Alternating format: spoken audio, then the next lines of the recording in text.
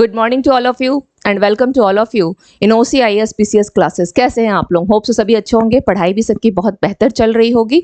चलिए तो आज के हम लोग देख लेते हैं कि इस करंट अफेयर्स के सेशन में कौन कौन से महत्वपूर्ण इश्यूज हैं जो आपके एग्जामिनेशन पॉइंट ऑफ व्यू से काफ़ी इंपॉर्टेंट होते हैं। तो स्टार्ट करते हैं और आते हैं फर्स्ट इश्यूज पे। फर्स्ट इश्यूज है हमारे पास, भारत सरकार संयुक्त राष्ट्र सतत विकास सहयोग रूपरेखा 2023 टू 2027 पर नई दिल्ली में हस्ताक्षर किए गए हैं। ठीक है, तो इसमें कौन कौन शामिल है? इसमें शामिल कौन कौन है? तो भारत सरकार है, ठीक है, और भारत सरकार की तरफ से कौन है? नीति आयोग है, और संयुक्त राष्ट्र सतत विकास सहयोग रूपरेखा फ्रेमवर्क यानी UN, संयुक्त राष्ट्र UN सतत विकास सस्टेनेबल, ओके, UN सस्टेनेबल। मैं यहाँ बेटर है यहाँ लिख लिया जाए, ठीक है।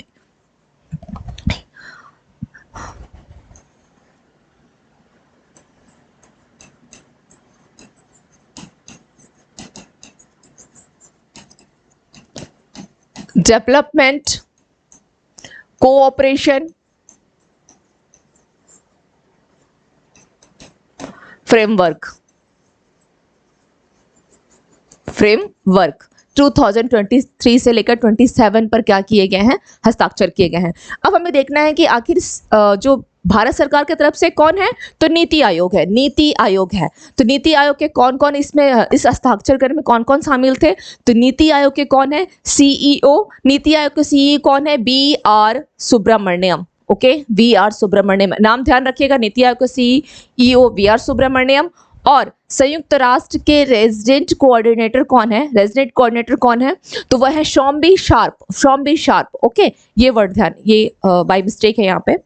संयुक्त राष्ट्र के रेजिडेंट कोऑर्डिनेटर शॉम्बी शार्प थे। और नीति आयोग के उपाध्यक्ष कौन है? सुमन बेरी, सुमन बेरी, ठीक है, उपाध्यक्ष सुमन बेरी। और अन्य की उपस्थिति में भारत सरकार UNSDCF, UNSDCF यानी United nation sustainable development cooperation framework, okay, इस पर हस्ताक्षर किया गया। कब से कब तक के लिए है? 2023 से लेकर के 2027 तक के लिए है। कहाँ किया गया है? कहाँ किया गया है हस्ताक्षर? नई दिल्ली में किया गया है, नई दिल्ली में किया गया है, ओके। अब आपको यहाँ पर एग्जामिनेशन पॉइंट ऑफ व्यू से जो 3-4 वर्ड यहाँ पे ध्यान देने हैं, बहुत इंपॉर्टेंट है। वो है नीति आयोग का CEO कौन है? नीति आयोग का उपाध्यक्ष कौन है? नीति आयोग का गठन कब किया गया था? तो 1 जनवरी 2015 में नीति आयोग का गठन किया गया है। नीति आयोग का गठन 1 जनवरी 2015 में किया गया है। तो ये कुछ मुद्दे, ये कुछ पॉइंट्स हो गए जो आपके एग्जामिनेशन पॉइंट ऑफ व्यू से काफी इंपॉर्टेंट हो गए, ठीक है। चलिए नेक्स्ट हम लोग देख लेते हैं इसके साथ। अब आगे देखते हैं कि आखिर सतत विकास लक्ष्य है क्या? SDG क्या है? ठीक है, SDG क्या है? तो यह SDG जो है यह एक बेहतर, ओके, यह एक बेहतर और अधिक टिकाऊ भविष्य, ये वर्ड ध्यान रखिएगा, बेहतर और अधिक टिकाऊ भविष्य प्राप्त करने के लिए डिजाइन किए गए। इसमें कितने हैं? 17 लक्ष्य हैं। SDG में 17 लक्ष्य, 17 टारगेट्स हैं, ताकि एक बेहतर और टिकाऊ भविष्य प्राप्त कर सके। अब इसको किसके द्वारा इसको जो है आप बोल सकते हैं तैयार किया गया? तो UNGA यानी United Nations general assembly, United Nations general assembly के द्वारा 2015 में इसको क्या किया गया? तैयार किया गया। कब? 2015 में तैयार किया गया था। और 2030 तक ये जो टारगेट है, 17 टारगेट्स हैं, इनको बोला गया कि 2030 तक हमें क्या कर लेना है? हासिल कर लेना है। तो ये तो तैयार किया गया 2015 में, तो फिर ये स्टार्ट कब किया गया? इसकी शुरुआत कब से हुई? तो इसकी शुरुआत हुई है इस 2030 जो एजेंडा है, और इसमें 17 कितने हैं? लक्ष्य हैं। इस 17 लक्ष्य की शुरुआत हुई है 1 जनवरी 2016 को, यह लागू हो गया है 1 जनवरी 2016 को। तो यहाँ कंफ्यूजन क्या क्या होगा? कंफ्यूजन ये हो जाएगी कि कब स्टार्ट हुआ है, क्योंकि 2015 में, अब आपको यहाँ पे बहुत क्लियर विजिबल रखिए कि 2015 में इसको तैयार किया गया SDG को, जिसमें 17 लक्ष्य जो है निर्धारित किए गए कि ये 17 लक्ष्य होने चाहिए, और इसका एक टाइम पीरियड रखा कि 2030 तक पूरा हो जाना चाहिए। और इसको आरंभ कब किया? 1 जनवरी 2016 को, और इससे ठीक 1 साल पहले 1 जनवरी 2015 को नीति आयोग का गठन किया गया था। Clear? Any doubt? Any doubt? अगर कुछ भी यहाँ पे डाउट हो, कंफ्यूजन हो, तो आप लोग मुझे कमेंट करके जरूर बताइएगा। अगर आप लोगों को लगता है कि मुझे और पॉइंट्स लिख देने चाहिए तो मैं लिख दूंगी। ऐसे सब कुछ लिखा हुआ है, इसको ध्यान से सुनेंगे तो बैठ जाएगा दिमाग में कि एसडीजी 2015 को तैयार किया गया, जिसमें 17 लक्ष्य रखे गए। इसका शुरुआत हुआ 1 जनवरी 2016 से और ठीक 1 साल पहले नीति आयोग का गठन किया गया। क्लियर? चलिए अब हम लोग आते हैं नेक्स्ट इश्यूज पे। नेक्स्ट इश्यूज क्या है देख लेते हैं। लोकसभा अध्यक्ष कौन है? ओम बिरला। इन्होंने क्या किया है? 16 जून को मुंबई में राष्ट्रीय विधायक सम्मेलन, I am not talking about any state specialization, क्या है? राष्ट्रीय विधायक सम्मेलन। ना तो यूपी की विधायक सम्मेलन थी, ना बिहार की विधायक सम्मेलन है, यह है राष्ट्रीय विधायक सम्मेलन। इस वर्ड पे ध्यान रखिएगा, राष्ट्रीय विधायक सम्मेलन भारत, ओके, यानी NLC, national legislative council Bharat, okay, का आधिकारिक उद्घाटन किया गया। अब इसमें है क्या, इस इश्यूज में क्या है देखते हैं। चलिए, तो लोकसभा अध्यक्ष सबसे पहले नाम ध्यान रखिएगा ओम बिरला है, ठीक है। पूरे भारत के, इसमें क्या है, क्योंकि राष्ट्रीय विधायक सम्मेलन है तो पूरे भारत के जितने भी विधानसभा के सदस्य होंगे, विधान परिषद के सदस्य होंगे, ये सभी लोग क्या किए हैं? एक स्थान पर, पहली बार एक स्थान पर एकत्रित होने का एक अवसर मिला, ठीक है, पहली बार। ओके, कौन कौन हुए? विधानसभा के सदस्य यानी जो विधायक हैं, और विधान परिषद के सदस्य यानी MLC, विधान परिषद के सदस्य, ठीक है, सभी लोग एक जगह पर क्या हो गया है? एकत्रित होने का अवसर है। अब यहाँ सवाल थोड़ा सा इस पे ये भी बन सकता है कि जो लोकसभा और विधानसभा कौन कौन से राज्य में, दोनों हैं, लोकसभा भी और विधानसभा भी है, भारत के कितने राज्यों में है? ठीक है, मैं लिख दे रही हूँ, विधानसभा, ओके, विधानसभा और विधान परिषद, विधानसभा प्लस विधान परिषद, ओके, ये दोनों भारत के कौन कौन से राज्य में है? तो भारत के टोटल कितने? 6 राज्य हैं, 6 राज्य में दोनों हैं, ठीक है। और वो 6 राज्य कौन कौन से हैं? वो 6 राज्य कौन कौन से हैं? तो सबसे पहले लिखें बिहार, सेकंड में आप यूपी लिख लें, UP, third Andhra Pradesh, fourth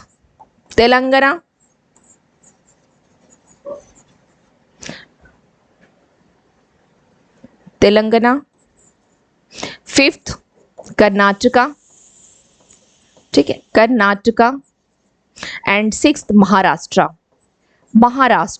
okay, Maharashtra. इससे पहले एक ट्रिक की तरह कंबूज करके याद रखा जाता था, कंबूज, ठीक है, कंबूज यानी कर्नाटका, आंध्र प्रदेश, महाराष्ट्र हो गया, बिहार हो गया, यूपी हो गया, जम्मू कश्मीर हो गया।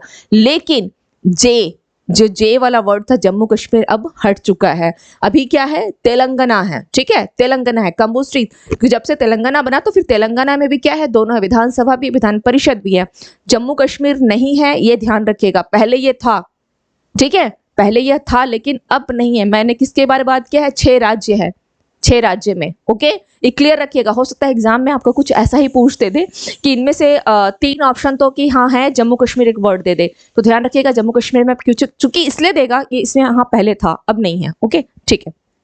तो ये आपके हो गए 6 राज्य। अब यहाँ एक सवाल और बन सकता है कि जो विधानसभा का क्राइटेरिया है कि वहाँ सबसे अधिक से अधिक मतलब कितने मेंबर हो सकते हैं या कितने से कम नहीं हो सकते हैं, ठीक है, कुछ ऐसा। तो विधानसभा के लिए विधानसभा में 500 से अधिक नहीं हो सकते हैं और 60 से कम सदस्य नहीं हो सकते हैं, ठीक है। विधानसभा में कितने से? 500 से अधिक नहीं और 60 से कम नहीं, ये ध्यान रखिएगा। और एक सवाल और कि सबसे अधिक जो है विधानसभा की सीट कहाँ की है सबसे अधिक?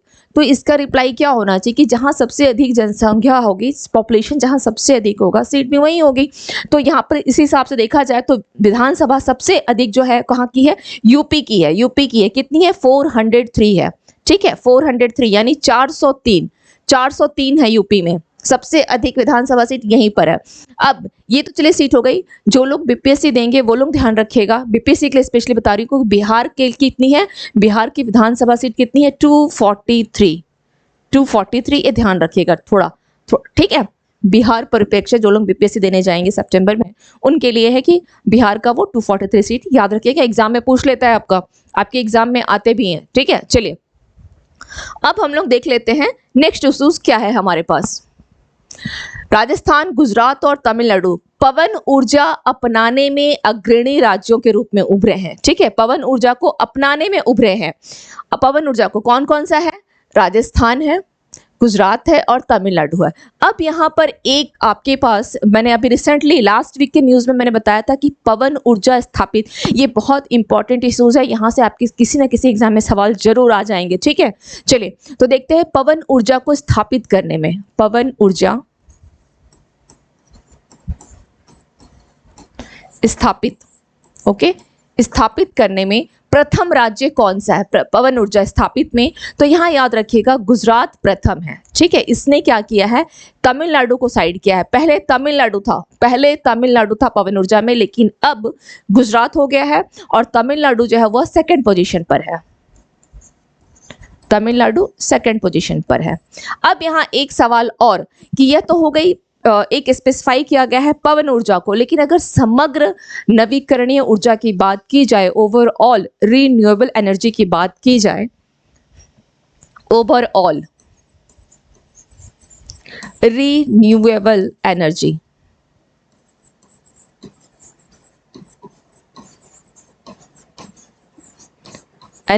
ओके, कि अगर बात की जाए ओवरऑल की, तो क्या हो जाएगा, सबसे पहला आएगा ओवरऑल में राजस्थान का नाम, ठीक है, राजस्थान ओवरऑल में। सेकंड पोजीशन पर यहां पर गुजरात आ जाएगा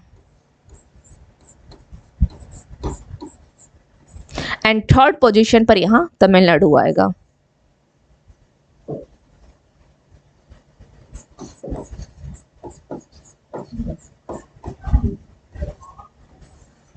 ठीक है, तमिलनाडु थर्ड पोजीशन पे है।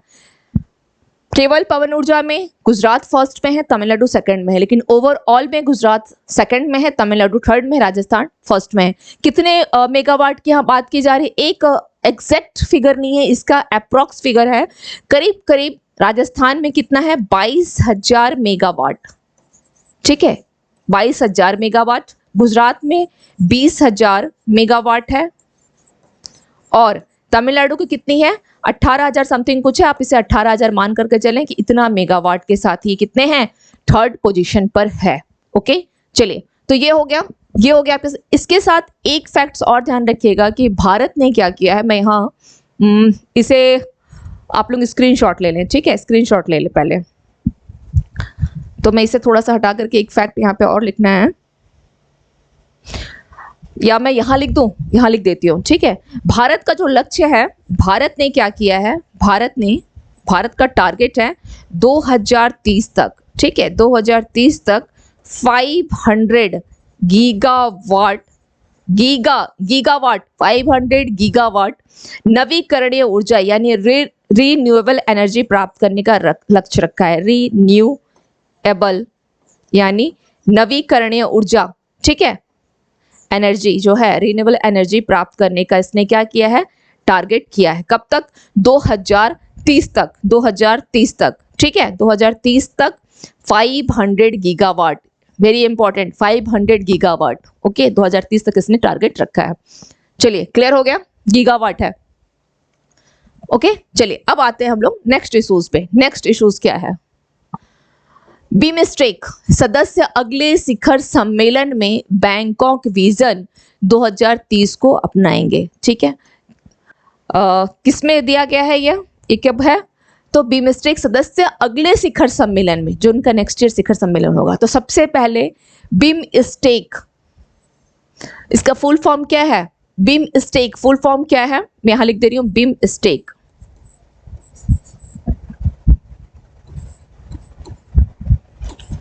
बिमस्टेक फुल फॉर्म क्या है, bay of Bengal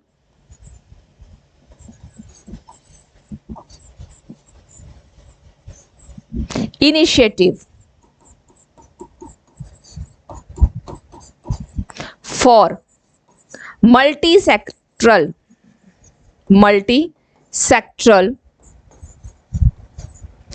technical, okay, technical and economic cooperation,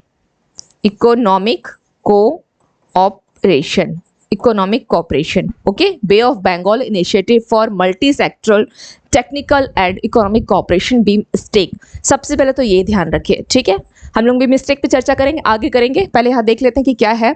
मार्च में थाईलैंड के द्वारा, एक्चुअली अभी 2023 मार्च की बात है कि मार्च में थाईलैंड के द्वारा आयोजित 19वीं बीमस्टेक मंत्री स्तरीय बैठक में बीमस्टेक बैंकॉक विजन 2030 के मसौदा पर चर्चा की गई थी। यानी क्वेश्चन आपसे अगर ये पूछे कि बीमस्टेक जो जो शिखर सम्मेलन हुआ था बीमस्टेक का, उसमें बैंकॉक विजन किसके द्वारा प्रस्तुत किया गया था, तो जाहिर सी बात है, ध्यान रखिएगा, थाईलैंड, है ना, थाईलैंड आंसर होगा। तो थाईलैंड के द्वारा बैंकॉक विजन को प्रस्तुत किया गया, बैंकॉक विजन 2030, ठीक है। इस मसौदे पर चर्चा की गई और इसे मंजूरी भी दी गई थी। अब थोड़ा सा हम लोग इससे आगे बढ़कर के देखते हैं, ठीक है।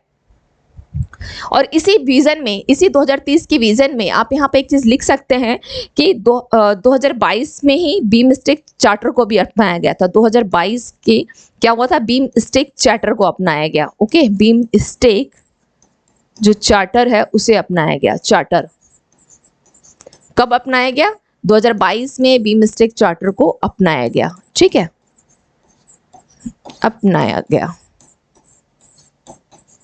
ये आप कर सकते हैं यहाँ पे, 2022 में बीमस्टेक चार्टर को अपनाया गया था, ठीक है। चलिए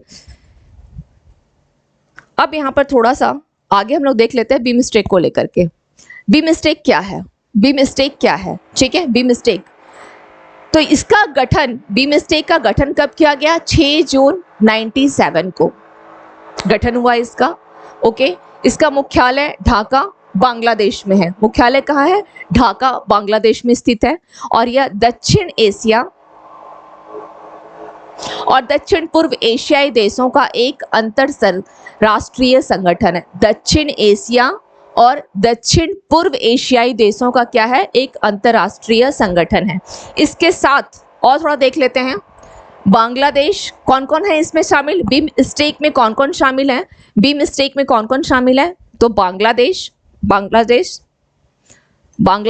भूटान, भारत, म्यांमार, नेपाल, श्रीलंका और थाईलैंड बीमस्टेक के क्या है, सदस्य हैं। और इसका होता भी शिखर सम्मेलन कैसे है, सपोज 1 बाय 1 कंट्री करती है, जैसे बांग्लादेश ने किया तो उसके बाद भूटान, उसके बाद मतलब इनके बीच में ही आपस में क्या होता है, इसका शिखर सम्मेलन आयोजित होते रहता है। तो अभी जो लास्ट थाईलैंड में किया गया तो उसमें क्या किया गया, बैंकॉक विजन को दिया गया ताकि बीमस्टेक जो है उसको और लचीला बनाया गया, सुचारू रूप से चलाया जाए। तो इसने एक विजन दिया 2030 तक के लिए, ठीक है। तो यह क्या है, थाईलैंड बीमस्टेक सदस्य है। थाईलैंड 2022-23 के लिए बीमस्टेक की अध्यक्षता कर रहा है। कौन कर रहा है, थाईलैंड कर रहा है ना, क्योंकि इसी ने भी बैंकॉक विजन भी दिया है, ओके। तो बैंकॉक विजन में मुझे और इसमें कुछ बताने की जरूरत नहीं है ना, कि इस विजन में क्या है, इस बैंकॉक विजन में क्या है, बैंकॉक जो विजन दिया गया है इसमें क्या है कि बीमस्टेक का जो कार्य है और लचीला हो थोड़ा सा, और इसमें छूट दी जाए ताकि इसके सदस्यों को किसी प्रकार के कार्य करने में कोई ऐसी परेशानियों का सामना ना करना पड़े, ज्यादा इसके ऊपर कोई रिस्ट्रिक्शन ना रहे, है ना, बहुत लचीला तरीके से अपने काम को सुचारू रूप से कर सके। अधिक समृद्ध, और इसको आप ऐसे लिख सकते हैं कि इसमें अधिक समृद्ध किसको, तो बीमस्टेक को, ठीक है, बीमस्टेक को और अधिक समृद्ध, इस विजन में बस यही है, ठीक है, लचीला, अधिक समृद्ध, लचीला और इसमें खुलापन, ठीक है।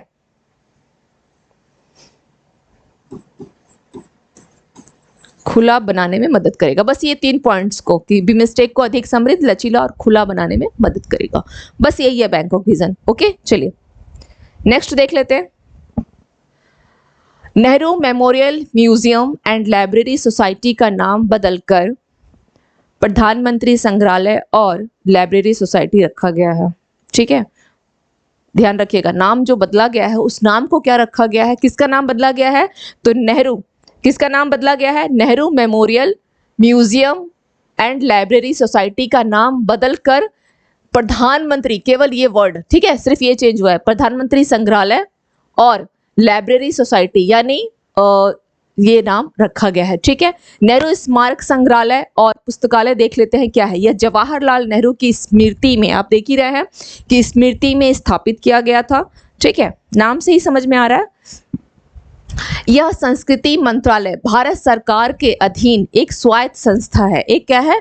स्वायत्त संस्था है। संस्कृति मंत्रालय के अधीन एक स्वायत्त संस्था है। वर्तमान, क्या आप लोग ये बता सकते हैं कि संस्कृति मंत्रालय जो है उसकी मिनिस्टर कौन है? मिनिस्टर कौन है? मंत्री कौन है? मैं क्लास में बता चुकी हूँ, मीनाक्षी लेखी। ठीक है, कौन है? मीनाक्षी लेखी। मंत्री कौन है? मीनाक्षी लेखी। मीनाक्षी लेखी। ठीक है, यह तीन मूर्ति हाउस में स्थित है। तीन मूर्ति हाउस में स्थित है, जो भारत के पहले प्रधानमंत्री का आधिकारिक निवास है। क्लियर? चलिए आते हैं नेक्स्ट इश्यूज पे। नाम याद रखिएगा कि नाम चेंज करके क्या रखा गया है? प्रधानमंत्री संग्रहालय कर दिया गया है। ठीक है, भारतीय नौसेना ने जुले लद्दाख आउटरीच कार्यक्रम शुरू किया है। तो किसने शुरू किया है? सवाल यहाँ पे दो कि किसने शुरू किया और कहाँ शुरू किया है। तो भारतीय नौसेना ने किया है। ठीक है, ये वर्ड ध्यान रखिएगा केवल कि भारतीय नौसेना ने किया है। ठीक है, नौसेना ने कहाँ पे किया है? जुले लद्दाख से समझ में आ रहा है कि लद्दाख में स्टार्ट किया गया है। भारतीय नौसेना ने कहाँ स्टार्ट किया है? तो जुले लद्दाख में। और इसमें ऐसा कुछ भी नहीं है जो उसको आपको और किया जाए। ठीक है, चलिए नेक्स्ट देख लेते हैं। हिंदुजा समूह के नए अध्यक्ष कौन है? गोपीचंद हिंदुजा को बनाया गया है। हिंदुजा समूह के नए अध्यक्ष किसको बनाया गया है? गोपीचंद हिंदुजा को। चलिए आगे आते हैं। रक्षा मंत्रालय ने अमेरिका से 31 MQ-9B सशस्त्र क्या है? ड्रोन को खरीदने की मंजूरी दी है। किसने दिया है? रक्षा मंत्रालय ही देगा, है ना। रक्षा मंत्री है कौन? रक्षा मंत्री कौन है? राजनाथ सिंह।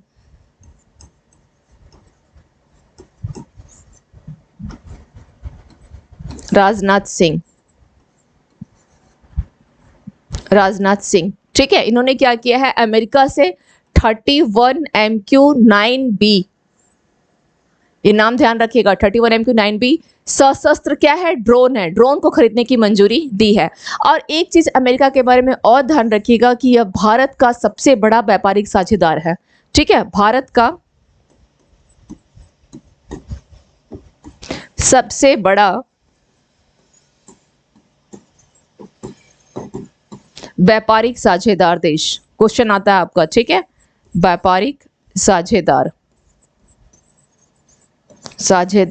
देश है, सबसे बड़ा व्यापारिक साझेदार देश। और इसके बाद ये तो सबसे बड़ा हो गया, सबसे बड़ा। अगर सेकंड पोजीशन में बात की जाए, अगर सेकंड पे कौन है? चीन है। थर्ड पे कौन है? UAE है, UAE। एंड फोर्थ पर कौन है? फोर्थ पर कौन है? सऊदी अरब।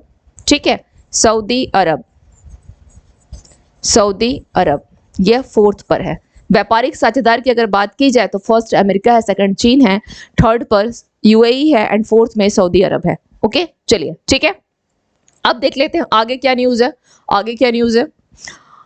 यूपी की जेलों को सुधारगृह के रूप में जाना जाएगा। यूपी की जेल को क्या बोला जाएगा? सुधारगृह। बस इतना ध्यान रखिएगा। उड़ीसा में रजा उत्सव होता है। ठीक है, ये यहाँ पर प्रोनाउंसिएशन जो है थोड़ा रॉन्ग है। राजा उत्सव नहीं होता, उसको रजा बोला जाता है। रजा, जो उसका एग्जैक्ट वर्ड है जो है वो एग्जैक्टली इसको बोला जाता है रजा उत्सव। ठीक है, राजा उत्सव नहीं, रजा होता है वो, रजा उत्सव। ठीक है, रजा उत्सव मनाया गया। कहाँ मनाया गया? तो उड़ीसा में मनाया गया। ठीक है, इसमें क्या होता है? रजा उत्सव में आप देख ही रहे इस इमेज में कि इस तरह से जो झूला वगैरह झूल करके, तो ये खास इसमें कुछ पूछेगा नहीं, आप बस इतना ध्यान रखिएगा कि उड़ीसा का है रजा उत्सव। अब हम लोग आते हैं आज के MCQs पर। ओके, फर्स्ट MCQs है, निम्नलिखित में से किसने जुल्ली लद्दाख आउटरीच कार्यक्रम को शुरू किया? किसने शुरू किया है? तो भारतीय वायुसेना ने, भारतीय नौसेना ने, भारतीय सेना ने, भारतीय तटरक्षक ने। तो किसने स्टार्ट किया है? भारतीय नौसेना ने। B is the right answer. Next question पर आते हैं। निम्नलिखित में से कौन सा राज्य पवन ऊर्जा अपनाने में अग्रणी राज्यों के रूप में उभरा है? अग्रणी राज्यों के रूप में तो कौन कौन से राज्य हैं? गुजरात, राजस्थान है, गुजरात है, तमिलनाडु है। तो आंसर क्या हो जाएगा? राजस्थान, गुजरात, तमिलनाडु। ऊपर के सभी है ना, ऊपर के सभी, ये सभी हो गए। ठीक है, नेक्स्ट देख लेते हैं। नेक्स्ट क्या है? निम्नलिखित में से किस स्थान पर 15 से 18 जून 2023 तक राष्ट्रीय विधायक सम्मेलन ओके, भारत आयोजित किया जा रहा है। कहां पर किया जा रहा है? तो यह मुंबई, दिल्ली, लखनऊ, भोपाल। इसका राइट आंसर क्या हो जाएगा? इसका राइट आंसर क्या होगा? मुंबई। मुंबई में किया गया है। नेक्स्ट क्वेश्चन देखते हैं। नेक्स्ट क्वेश्चन, उत्तर प्रदेश की जेलों को किस नाम से जाना जाएगा? सुधार गृह, सोशल होम्स, रिहैबिलिट होम्स एंड सुधार कार्यक्रम। तो किसके नाम से जाना जाएगा? सुधार गृह के नाम से। चलिए नेक्स्ट क्वेश्चन देख लेते हैं क्या है। नेक्स्ट क्वेश्चन, निम्नलिखित में से कौन सा राज्य पवन, चलिए ये क्वेश्चन रिपीट हो गई है, ठीक है, ये क्वेश्चन रिपीट हो गई है, इसे स्किप कर देते हैं, आगे देखते हैं। रक्षा मंत्रालय ने भारतीय सेना की संचार प्रणाली को मजबूत करने के लिए, रक्षा मंत्रालय किसकी? भारतीय सेना की संचार प्रणाली को मजबूत करने के लिए हैदराबाद की किसके साथ? ICOMM टेली लिमिटेड, ओके, के साथ कितने करोड़ रुपए की क्या किए हैं? इसने अनुबंध पर हस्ताक्षर किए हैं। 200 करोड़ है, 400 करोड़, 500 करोड़ और 800 करोड़। तो यहां पर ध्यान रखिएगा, इसका आंसर हो जाएगा 500 करोड़, ठीक है। रक्षा मंत्रालय ने किसके लिए? भारतीय सेना की संचार प्रणाली को मजबूत करने के लिए। नेक्स्ट है, Nehru memorial museum and library society का नाम क्या रखा गया है? गांधी संग्रहालय, प्रधानमंत्री संग्रहालय और पुस्तकालय सोसाइटी, ओके। तो इसका ऑप्शन क्या हो जाएगा? इसके जो 4 ऑप्शन है इसमें आंसर है प्रधानमंत्री संग्रहालय और पुस्तकालय सोसाइटी। इसके क्वेश्चन को देखिए, यहां पर एक और वर्ड है प्रधानमंत्री संग्रहालय और साहित्य सोसाइटी। तो साहित्य सोसाइटी नहीं है, वो क्या है? पुस्तकालय सोसाइटी है। बिमस्टेक सदस्य अगले शिखर सम्मेलन में डैश को अपनाएंगे। अगला जो शिखर सम्मेलन होगा उसको किसको अपनाएंगे वो लोग? बैंकॉक विजन 2030 को, बैंकॉक विजन 2040 को, जयपुर विजन 2030, ढाका विजन 2030। तो ये लोग किसको अपनाएंगे? बैंकॉक विजन 2030 को अपनाएंगे। नेक्स्ट देख लेते हैं क्या है। रजा उत्सव किस राज्य के शहरी और ग्रामीण दोनों क्षेत्रों में लड़कियों और महिलाओं द्वारा मनाया जाने वाला 3 दिवसीय उत्सव है? ठीक है, 3 दिवसीय उत्सव है। तो कहां पर है ये? उड़ीसा में है, उड़ीसा में, ठीक है, उड़ीसा का है ये फेस्टिवल। इसमें लड़कियां कोई काम नहीं करेंगी, आराम से झूला झूलती हैं, इस तरह से इसका कुछ फंक्शन में होता है, ठीक है। हिंदुजा समूह के नए अध्यक्ष कौन है?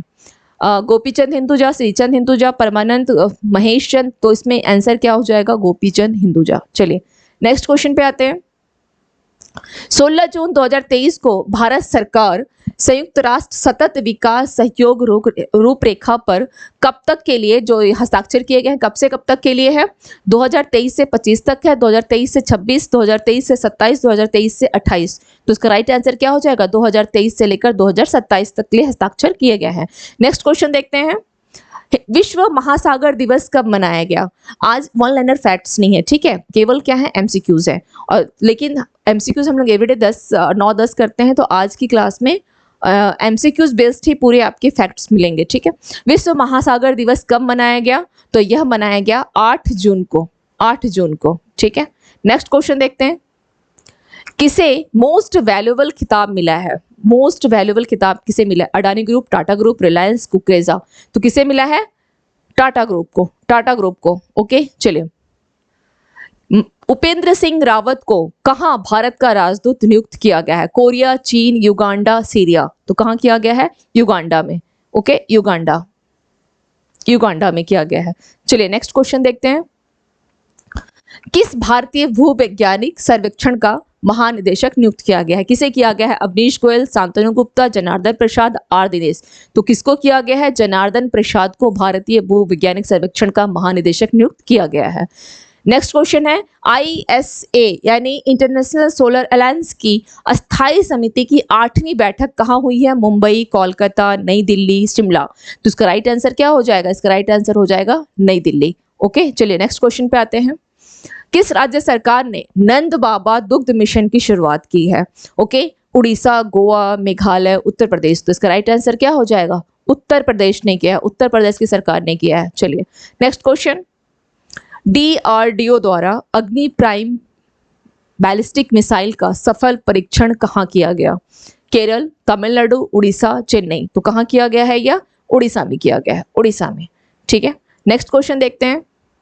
कौन बीमस्टेक एक्सपो और कॉन्क्लेव की मेजबानी करेगा? बीमस्टेक एक्सपो है और कॉन्क्लेव की मेजबानी करेगा, ठीक है। अभी बीमस्टेक शिखर सम्मेलन हुआ था जो कि थाईलैंड अध्यक्षता करेगा, ठीक है, 2022-23 की। लेकिन यहाँ पर क्या बोला है, एक्सपो और कॉन्क्लेव का मेजबानी करेगा। तो शिमला, दिल्ली, लखनऊ, कोलकाता, तो इसका याद रखिएगा, इसका आंसर हो जाएगा कोलकाता। यहाँ कंफ्यूजन हो जाएगी बिम्स्टेक शिखर सम्मेलन को लेकर के और बिम्स्टेक एक्सपो और कॉन्क्लेव को लेकर के। तो मैं यहाँ लिख दे रही हूँ कि बिम्स्टेक शिखर सम्मेलन की अगर बात की जाए, शिखर सम्मेलन, ठीक है,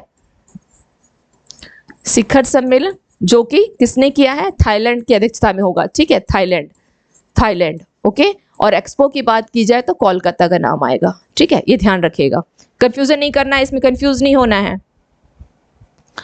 नेक्स्ट क्वेश्चन देखते हैं, किसके द्वारा लिखित पुस्तक नालंदा का विमोचन हुआ है, नालंदा का, ठीक है, मैंने इतनी बार क्लास में बताया, तो शायद आप लोग को बिल्कुल याद हो जाना चाहिए। क्या होगा, अभय के, रमेश भाटिया, अभय के, निरंजन उपाध्याय, केशव अग्रवाल। तो राइट आंसर क्या हो जाएगा, अभय के। चलिए नेक्स्ट क्वेश्चन देखते हैं, राजीव सिन्हा को किस राज्य का चुनाव आयुक्त जो है नियुक्त किया गया है, किस राज्य का, हरियाणा, मिजोरम, उत्तराखंड, पश्चिम बंगाल। तो कहां का हो जाएगा, आंसर डी, पश्चिम बंगाल का किया गया है, ओके। नेक्स्ट क्वेश्चन देखते हैं, कौन सा देश यूरोप में नाटो की अब तक की सबसे बड़ी क्या है, हवाई अभ्यास की मेजबानी करेगा, नाटो की। तो कौन सा देश है, तुर्की है, इटली है, जर्मनी है, फ्रांस है। तो इसका राइट आंसर क्या हो जाएगा, इसका राइट आंसर होगा जर्मनी। अब यहां पर एक चीज और ध्यान दीजिए, नाटो को लेकर के, नाटो का गठन कब किया गया था, 4 अप्रैल 1949। कब क्या हुआ है, नाटो का गठन किया गया है, ठीक है। नाटो में टोटल कितने देश हैं, तो इसमें टोटल 21 इसके सदस्य देश हैं, और एक जो 31वां सदस्य देश कौन सा जो नया बना है, 31वां कौन सा है, 31वां कौन सा है, यह फिनलैंड है। और इसी की रक्षा के लिए, फिनलैंड की ही रक्षा को देखते हुए, रक्षा करने के लिए क्या किया गया था, क्या आर्किटेक्ट जो सैन्याभ्यास किया गया है, ठीक है, इसी की रक्षा हेतु फिनलैंड का आर्किटेक्ट सैन्याभ्यास किया गया है, ठीक है, आर्किटेक्ट सैन्याभ्यास किया गया है। क्योंकि फिनलैंड क्या है, फिनलैंड जो है रूस के साथ क्या करता है, बॉर्डर बनाता है, तो इसके करीब 200 किलोमीटर जो एरिया है वो आगे बढ़ जा रहा है, ठीक है। तो इसी के लिए, इसकी रक्षा के लिए किया गया है आर्किटेक्ट सैन्याभ्यास किया गया है, ठीक है। चलिए ये हो गया। अब हम लोग थोड़ा इसके आगे देख लेते हैं कि कौन सा है। नेक्स्ट क्वेश्चन क्या है, गीतांजलि अय्यर का निधन हो गया, वह कौन थी, लेखक थी, खिलाड़ी थी, अभिनेत्री थी, एंकर थी। तो गीतांजलि अय्यर कौन थी, वह एंकर थी, एंकर गीतांजलि अय्यर, ठीक है। चलिए नेक्स्ट क्वेश्चन देखते हैं, किस देश ने स्वास्तिक और अन्य नाजिक प्रतीकों पर प्रतिबंध लगाने की योजना बनाई है, कुवैत, जर्मनी, ऑस्ट्रेलिया, युगांडा। तो किसने बनाया है, ऑस्ट्रेलिया ने, ठीक है। तो ये हमारी क्वेश्चन क्या हो गई आज की, बस इतना ही, ये क्वेश्चन रिपीट हो गए हैं, नहीं जारी खाद्य सुरक्षा सूचकांक में कौन शीर्ष पर है, ठीक है, खाद्य सुरक्षा जो सूचकांक में कौन शीर्ष पर है। तो इसका आंसर क्या होगा, उत्तर प्रदेश, राजस्थान, केरल एंड उत्तराखंड। तो इसका आंसर क्या हो जाएगा, केरल जो है खाद्य सुरक्षा, अगर राज्य स्तर में बात की जाए, ठीक है, अगर राज्य स्तर की बात की जाए, राज्य किस लेवल पे बात की जाए कि सबसे खाद्य सुरक्षा में शीर्ष पर कौन है, किस पर, राज्य स्तर पर, ठीक है, राज्य स्तर पर अगर पूछा जाए, राज्य स्तर पर तो किसका नाम आएगा, केरल का नाम आएगा, ठीक है, केरल। अगर यूटीज में पूछा जाता, यही सवाल अगर यूटीज में होता तो कौन होता, जम्मू एंड कश्मीर, है ना, JNK, Jammu and Kashmir, okay, top पर यही है, जम्मू एंड कश्मीर है। यूटीज की अगर बात की जाए तो क्या होगा, जम्मू एंड कश्मीर, ठीक है। और अगर छोटे राज्यों में बात की जाए, छोटे राज्यों में, ये तो राज्य स्तर पर वो भी बड़े राज्य हो गए, बड़े राज्यों में केरल, ठीक है, और छोटे राज्यों में गोवा आ जाएगा, गोवा का नाम आएगा, ओके, गोवा, ठीक है, गोवा। चलिए क्लियर। तो ये हो गए क्वेश्चंस आज के। आई थिंक नेक्स्ट क्वेश्चन शायद रिपीट देख लेते हैं। चलिए, कौन सा देश क्रूड स्टील का दूसरा सबसे बड़ा उत्पादक बना है, क्रूड स्टील का दूसरा सबसे बड़ा उत्पादक कौन है, कोरिया, ऑस्ट्रेलिया, जापान, भारत। तो क्या हो जाएगा, आंसर डी, भारत हो जाएगा। ये दूसरा है और पहला कौन सा है, चीन है, पहला चीन है, ध्यान रखिएगा, पहला कौन सा है, चीन है। चलिए नेक्स्ट क्वेश्चन। चलिए एंड हो गए क्वेश्चंस, तो सभी हमारे कंप्लीट हो गए।